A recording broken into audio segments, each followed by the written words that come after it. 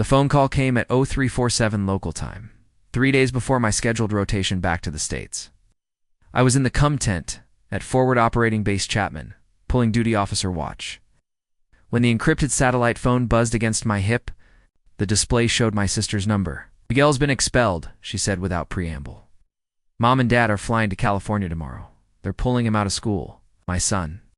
My 15-year-old son who'd been living with my parents in Phoenix while I finished my 3rd deployment to Afghanistan. The son I hadn't seen in 11 months. What happened? He told his history class that we were immigrants from Mexico. Said it. Grandpa came here illegally in the 70s. Her voice was tight, careful. Mom's calling it treason. Dad won't even say his name. The satellite connection crackled.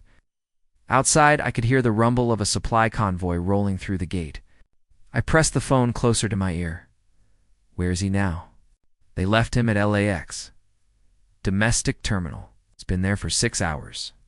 I stared at the duty roster on the plywood wall in front of me. My replacement wasn't due for another 4 hours. Earliest I could get transport to Bagram was 0800. From there, maybe a hop to Ramstein, then commercial back to the States. 36 hours, if everything went perfect, I'll handle it, I told her. Alex, I hung up. I set the phone down on the metal desk and continued my watch. Logged the convoy's arrival. Processed 3 radio checks from outlying positions. The fuel requisition forms that came through at 0430. My handwriting looked the same as it had 2 hours. Earlier, at 0600, I briefed my replacement and walked to the battalion commander's office. Major Chen was already at his desk, going through morning reports with his coffee. "Emergency leave, sir. Family situation." He looked up from his paperwork. "How urgent?" "My son's stranded at LAX. My parents abandoned him there last night." Chen didn't ask questions. He'd been deployed 4 times himself. He knew the kind of phone calls that came in the middle of the night. "I'll get you on the next bird to Bagram. Talk to First Sergeant about emergency transport funding." "Thank you." "You, sir." I walked back to my tent and packed my gear. Dress uniform, utilities, civilian clothes. The same routine I'd done 100 times before. Fold, roll, secure. My hands knew the motions without my brain. Sergeant Martinez found me rolling. My sleeping bag. "Heard you're rotating early, Staff Sergeant? Family emergency?" He nodded. Martinez had 3 kids back in El Paso. He understood. "Need anything?" "Might just watch my sector until Henderson gets back from leave." "Copy that." I slung my pack over my shoulder and walked to the flight line. The C-130 was already spooling up for the morning run to Bagram. I climbed aboard and found a seat among the cargo pallets. The loadmaster handed me a set of earplugs. 30 minutes later, we lifted off. Through the small window, I watched the Afghan mountains fall away below us. I'd been looking at those mountains for 11 months. I was leaving them behind to deal with a different kind of war. My father came to the United States in 1974. He was 19, spoke no English, and carried nothing but a change of clothes and his grandfather's rosary. He crossed the Rio Grande on a moonless night in July, guided by a coyote who took his last $50 and left him in the desert outside Tucson. He never talked about those first years. What I knew came from my mother, who met him in 1981, when he was working construction in Phoenix. By then, he'd learned English, gotten his papers through the amnesty program, and saved enough money to buy a small house in a neighborhood where the American dream still felt possible. They married. In 1983, I was born in 1985. My sister Alina came 2 years later. Dad worked his way up from day laborer to foreman, to eventually owning his own small construction company. Mom cleaned houses until Alina started school, then got her GED and became a medical assistant. We were American kids. We spoke English. At home, unless Dad was telling us stories about his childhood in Michoacan, we played Little League and went to public school and said the Pledge of Allegiance every morning. But we also knew where we came from. Dad never tried to hide his past, but he didn't advertise it either. When neighbors asked about his accent, he'd say he was from Mexico, but he never went into details. When immigration came up on the news, he'd change the channel. When I asked him about it as a teenager, he'd say, "That was a long time ago, mijo. We're Americans now." The first crack showed when I joined the Army in 2003. Dad was proud. His son was serving his country. But when I came home from basic training, he pulled me aside. "Don't tell people about our family," he said. "Some things are better left private." I didn't understand then. I was 18, wearing my dress blues, feeling like I could conquer the world. What was there to be ashamed of? The second crack came during my first deployment to Iraq in 2005. I was stationed in Fallujah, and during a particularly rough week, I got a care package from home. Inside was a letter from Dad, written in his careful, precise handwriting. "Hey. No, you're fighting for this country," he wrote. "But remember, we earned our place here. We don't owe anyone explanations." I kept that letter in my helmet liner for the rest of the deployment. I read it whenever things got bad, whenever I wondered why I was risking my life for a country that had given my family everything but still felt like it could be taken away. Miguel was born in 2007, during my second deployment. His mother, Jessica, was a nurse I'd met during my stateside training. We married quickly, divorced quicker, kept full custody, but when she died in a car accident in 2019, Miguel came to live with me. That's when I learned my son didn't know his own history. "Why does Grandpa talk funny?" he asked one day. "He's from Mexico," I said. "But we're American, right?" I looked at him, this kid who looked like me but had grown up in suburbia, who'd never heard stories about crossing deserts or working construction for cash under the table, who'd never felt the weight of belonging and not belonging at the same time. "Yes," I said, "we're American." But I never told him the whole story. And when I deployed again in 2021, I left him with my parents, thinking they'd take care of him. The way they'd taken care of me, I was wrong about a lot of things. The flight from Germany to Los Angeles took 13 hours. I used the time to make calls from the plane's satellite phone, working through the logistics of retrieving my son from an airport where he'd been abandoned by his own family. First call, Alina. "He's still there," she said. "I've been checking. With airport security, every 2 hours, he's in the food court near Gate 47. What exactly did he say in class?" His history teacher was doing a unit on immigration, asked students to share their family stories. Miguel raised his hand and said his great-grandfather came from Mexico in the 1970s, that he worked construction and eventually became a citizen. "That's it? That's it?" But another kid recorded it on his phone, posted it on TikTok with the caption, "Military brat admits his family are illegals.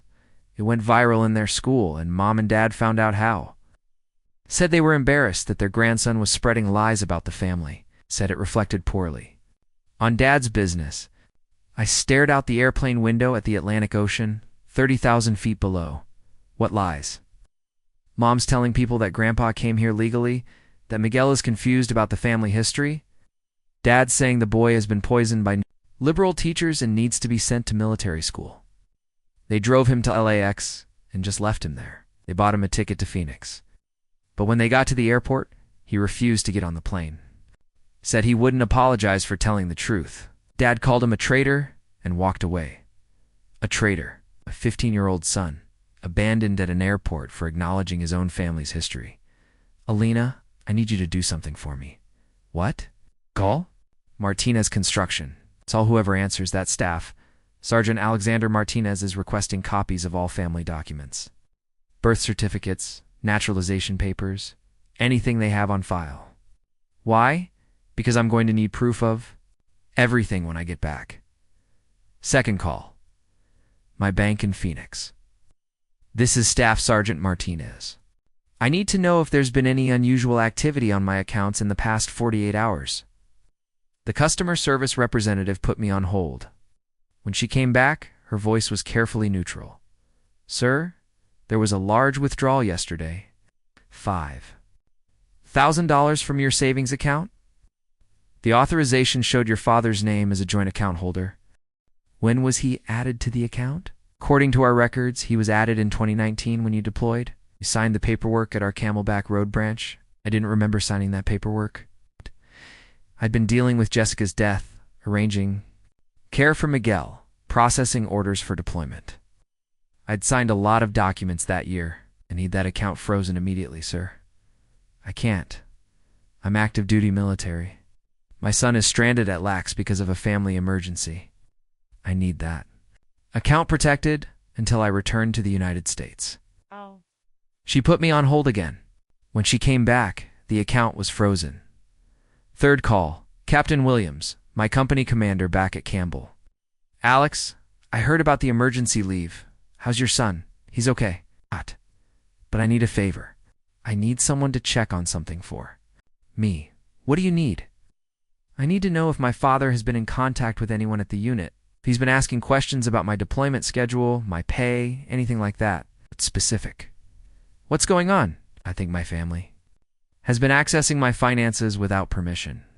I need to know how much they know about my military status. I'll check with the first sergeant, see if anyone's been asking questions. Thanks, sir. Fourth call, legal assistance at Fort Campbell. This is Staff Sergeant Martinez. I need to speak with someone about family law. Emergency situation. The legal clerk transferred me to Captain Rodriguez, a JAG officer who specialized in family issues. Staff Sergeant, what's the situation? My parents abandoned my minor son at LAX. I'm currently in flight from Germany. I need to know my rights regarding custody and financial abuse. You've been granted guardianship of your son? Yes, sir. Full custody since 2019? And your parents have been caring for him while you're deployed? Yes, sir. Informal arrangement. Any custody documentation specifying their rights? No, sir. Just a power of attorney for medical emergencies. Okay, first priority is getting your son safe. My second priority is securing your assets. Third priority is documenting everything for potential legal action. Understood? I'll have Someone from our Phoenix office contact you when you land. They'll help you navigate local resources. By the time we landed at LAX, I had a plan. Retrieve my son. Secure my assets. Document the abandonment. Build a case. I'd been trained for tactical operations. This was just another mission. I found Miguel in the food court, exactly where Alina said he'd be. He was sitting at a table near the window, his backpack beside him, looking smaller than I remembered. He'd grown in the 11 months I'd been. Gauntler, thinner, his voice deeper when he saw me and said, "Dad, you okay?" Yeah, I sat down across from him. Looked tired but not broken. That was good. That was important. Tell me what happened. I told the truth about our family. Grandpa got mad, said I was making him look bad in front of his customers. What exactly did you say? That my great-grandfather came from Mexico in the 1970s, that he worked construction and became a citizen. That our family knows what it's like to be immigrants. In the school, they didn't care. The teacher said it was a good example of the immigrant experience. But some kids' parents freaked out, started calling us anchor babies and illegals. I studied my son's face. He was angry, but not at me, not at himself. He was angry at the injustice. Of it all, your grandparents left you here, Grandpa said. I was a traitor. I said I was choosing the liberals over my own family. Said if I wanted to be a victim so bad, I could figure out how to get home by myself. What about Grandma? She cried. But she didn't stop him. We sat in silence for a moment. Round us, travelers rushed past with their luggage and their destinations. Normal people living normal lives, not dealing with family betrayals in airport food courts. I called Alina. I said, "She's been checking on you, I know. She's been texting me." Anyone else? Uncle Paul called, said he was sorry about what happened. Paul was my father's younger brother. He'd come to the States in 1979, 5 years. After my father, he'd always been the more open one about the family history. What did he say? That Grandpa's been scared for years? He's been pretending to be something he's not for so long that he forgot who he really was. I pulled out my phone and showed Miguel the legal documents I'd received while flying. These are your great-grandfather's naturalization papers. He became a U.S. citizen in 1981, 7 years after he arrived. Your grandfather has been a citizen. For over 40 years, Miguel studied the papers. Fact. So why is he acting like it's a secret? Because he's afraid. And when people are afraid, they sometimes do things that don't make sense. Like abandoning their grandson at an airport. Like that, I got a call from Captain Rodriguez while we were waiting for our flight to Phoenix. He'd been busy. Staff. "Sergeant, I've got some information for you. Your father has been in contact with your unit's family readiness group. He's been asking questions about your deployment pay, your savings, your plans for after you get out. What kind of questions? According to the FRG coordinator, he wanted to know if you were planning to buy a house when you returned, whether you'd discussed moving your son to a different school, whether you'd mentioned any financial problems. Financial problems. That's what he asked about. The coordinator didn't have any information to give him, but she thought it was strange that he was asking. Anything else? Yeah, he's been telling people that your son is having behavioral problems, that he's been acting out since you deployed, that he might need to be sent to a military boarding school. I looked at Miguel, who was reading a book. He'd pulled from his backpack, quiet, polite, handling this crisis with more maturity than his own grandparents. What else? This is where it gets interesting. Your father has been in contact with a military boarding school in Georgia. He's been asking about enrollment procedures, costs, disciplinary programs. Without my consent? Without your consent. And here's the thing, he's been using your power of attorney to make inquiries. The school has documentation showing that he's authorized to act on your behalf regarding your son's education. I never gave him that authorization. I know, but the paperwork says otherwise, and there's more. He's been in contact with a family court lawyer in Phoenix. They've been discussing the possibility of seeking temporary custody of your son while you're deployed. On what grounds? Neglect? Absence due to military service. Failure to provide stable educational environment. Felt something cold settle in my chest. This wasn't just about Miguel's comments in class. This was about my father trying to take control of my son's life, my finances, my future. Captain, I need to know what my legal options are. Well, the good news is that you have full custody, and your parents have no legal standing to challenge that. The bad news is that your father has been operating under the assumption that his power of attorney gives him more authority than it actually does. What do you mean? He's been signing documents, making financial decisions, and entering into agreements using your name. It's not abandonment, Staff Sergeant. That's fraud. The flight from LAX to Phoenix gave me 2 hours to plan my next moves. Miguel slept in the seat beside me, exhausted from his ordeal. I used the time to make more calls. First, I called my sister Alina again. I need you to meet us at the airport, and I need you to bring something with you. What? I need you to bring every document you can find about our family. Birth certificates, immigration papers, Dad's naturalization certificate, everything. Alex, what are you planning? I'm planning to protect my son, and I'm planning to make sure this never happens again. Next, I called the legal assistance office. At Luke Air Force Base, which was closer to Phoenix than Fort Campbell. This is Staff Sergeant Martinez. I spoke with Captain Rodriguez at Campbell earlier. I need to meet with someone as soon as possible about a family law issue. What's the nature of the issue? Potential fraud, identity theft, and child abandonment. I'm active duty, arriving in Phoenix in 2 hours. I can have someone meet you tonight if necessary. It's necessary. Then I called my bank again. Yes. Is Staff Sergeant Martinez? I called earlier about the frozen account. I need to know exactly what documents were used to give my father access to my accounts. I can have those documents ready for you to review tomorrow morning. Tonight. I need them tonight. Sir, our offices are closed, ma'am. I'm active duty military. My son was abandoned at an airport by family members who have been committing fraud using my identity.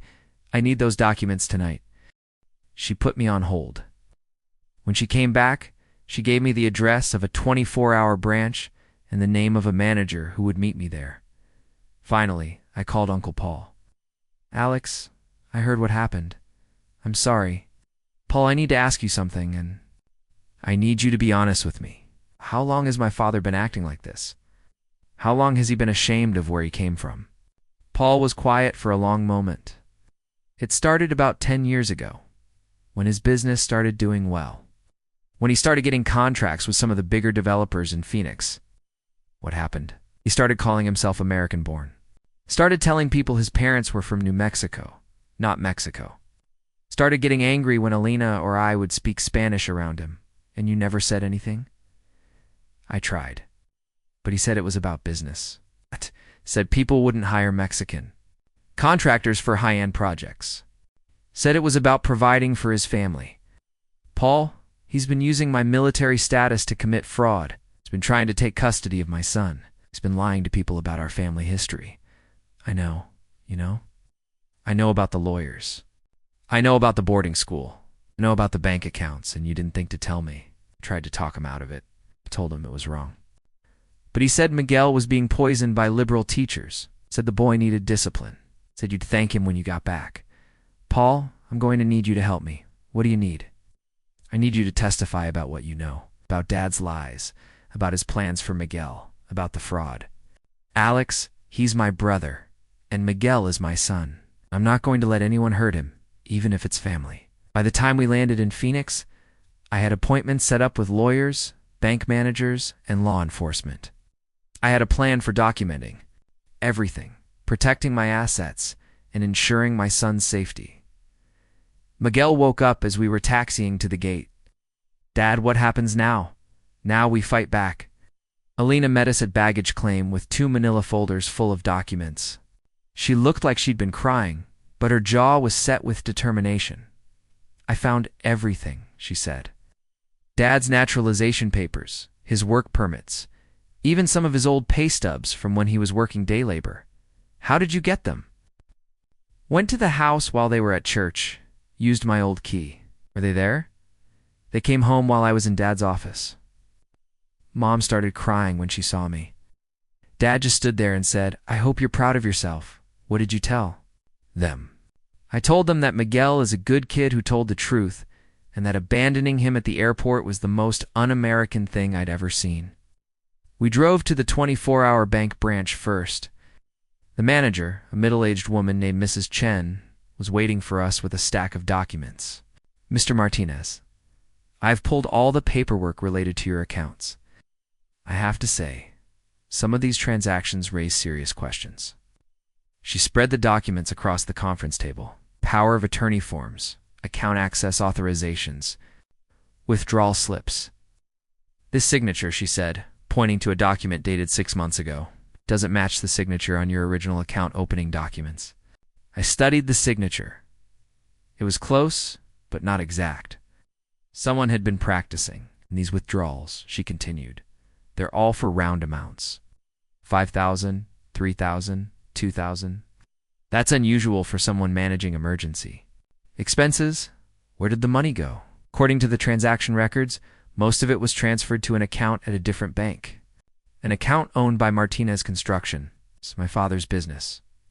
Yes, and there's something else. Its account was opened last year, but it lists you as a business partner.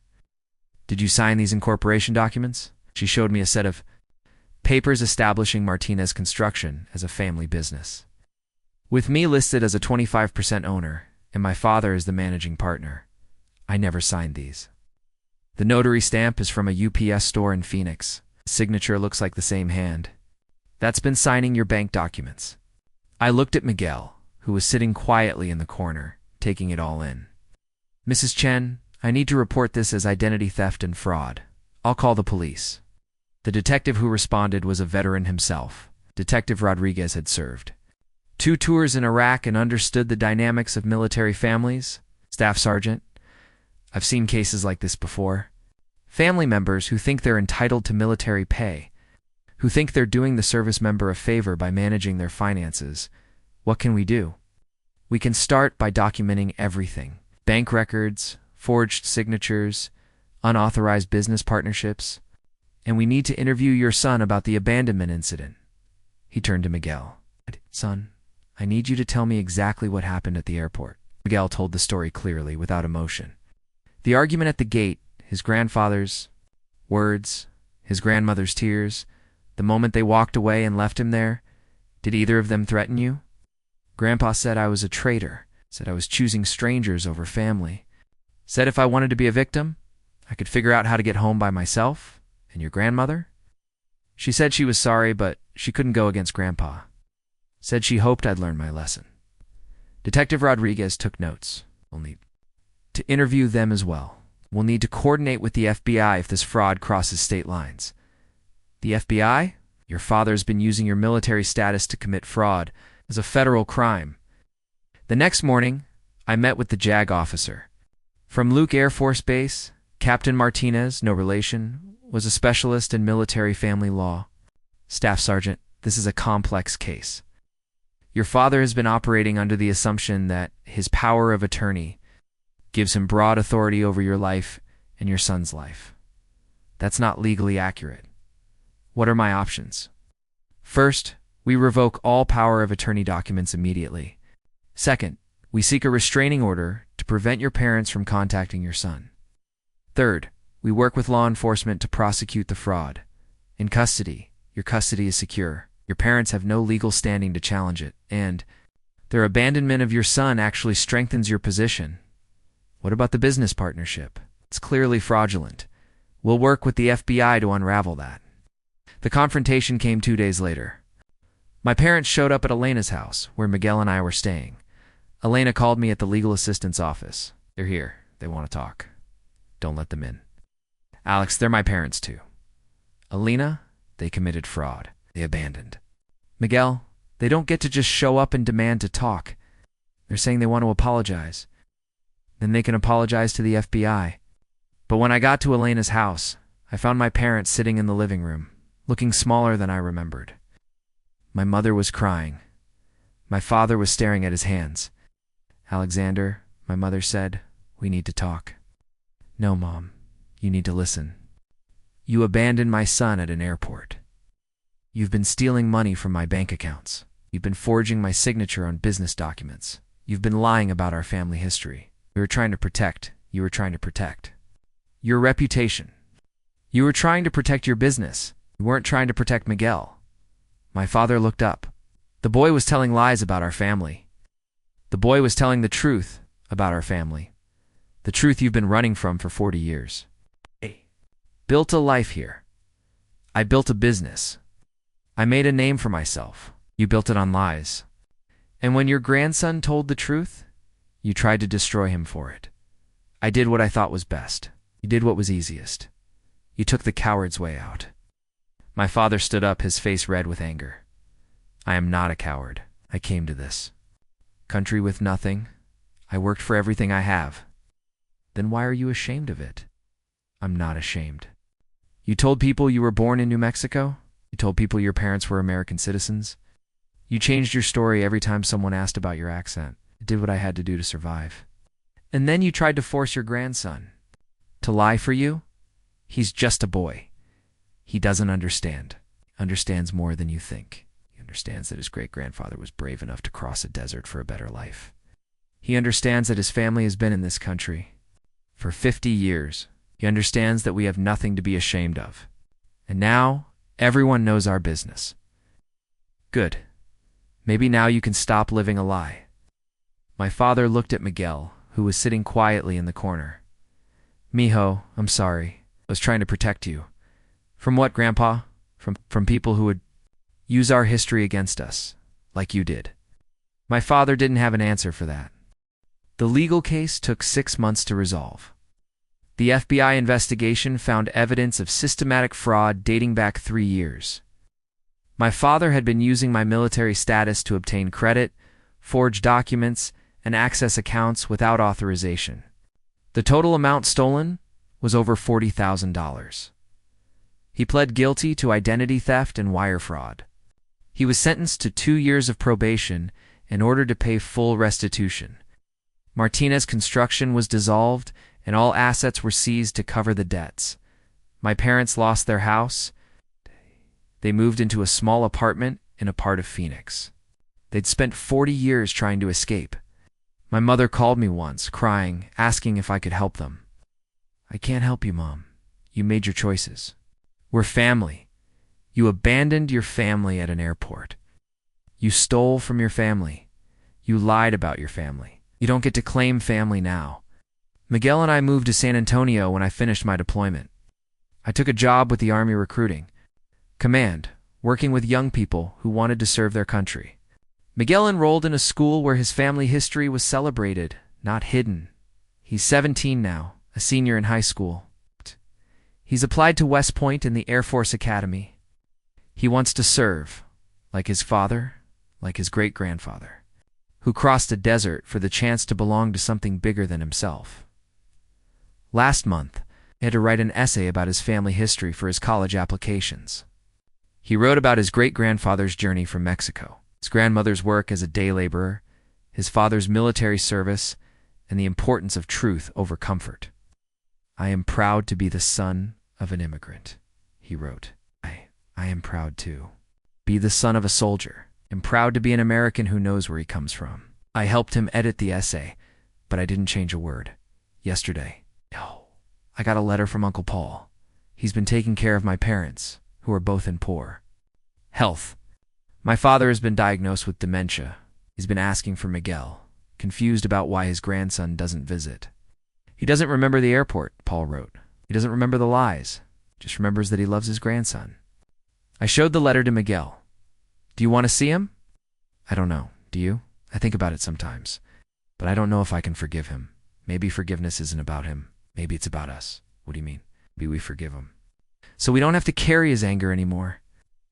Miguel thought about that for a while. "Dad, can I ask you something?" "Always.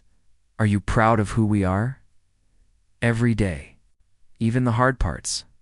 Especially the hard parts." This morning I woke up to find Miguel in the kitchen, making breakfast. He'd set the table for two, with coffee and orange juice in the sundae. Newspaper, "Good morning, Dad. Good morning, son. I've been thinking about what you said, about carrying anger, and think I'm ready to let it go." "What does that mean?" "I want to visit Grandpa, before he forgets everything. I want him to know that I'm not angry anymore. If he doesn't remember what he did, then maybe that's a gift. Maybe we can just be family again, without all the lies." I looked at my son, this young man who had faced betrayal and abandonment, and chosen grace over revenge, who had learned that forgiveness was not about forgetting, but about choosing hope over hurt. "I'm proud of you," I said. "I know." "How do you know?" "'Cause you tell me the truth. Always." We drove to Phoenix. Next weekend, Miguel visited his grandfather, who was in a memory care facility now. Confused but peaceful, they sat together in the garden, my father telling stories about his childhood in Mexico. Miguel listening patiently to tales he'd heard 100 times. Watched them through the window, these two generations separated by decades of fear and pride, not connected by the simple act of presence. My father didn't remember the airport. He didn't remember the lies. He just remembered that he loved his grandson. When visiting hours ended, Miguel hugged his grandfather goodbye. "I'll see you soon, Grandpa. You're a good boy, Miguel, I know." The drive back to San Antonio, Miguel was quiet for a long time. Finally, he spoke. "I understand now why you joined the army. Why? 'Cause you wanted to serve something bigger than yourself. Something that couldn't be taken away by fear or lies. Hey, that's part of it. And because you wanted to show that immigrants can be patriots too, that's part of it too. I want to serve too. Not because I have to prove anything to anyone, but because I want to be part of something that matters." "Then you'll be a good soldier. How do you know?" "Because you tell the truth. Always." We drove home in comfortable silence, two soldiers planning for the future, carrying the past without being burdened by it. In the rearview mirror, I could see the mountains of Arizona fading into the distance, and I thought about my grandfather, who had crossed those mountains with nothing but hope and determination he would have been proud of. His great-great-grandson, who had learned that courage is not the absence of fear, but the willingness to do what's right despite it.